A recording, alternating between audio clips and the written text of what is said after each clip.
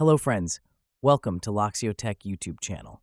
Today, in this video, I will show you how to update the apps installed on your Windows 11 25H2 system using the Microsoft Store.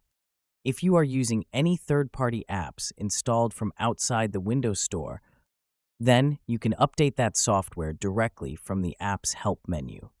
But sometimes apps installed from the Microsoft Store can't update directly in that application.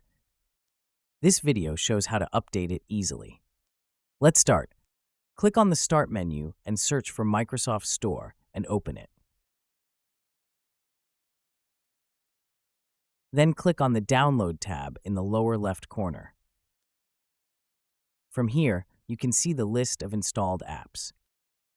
Click Check for Update and wait for a few seconds.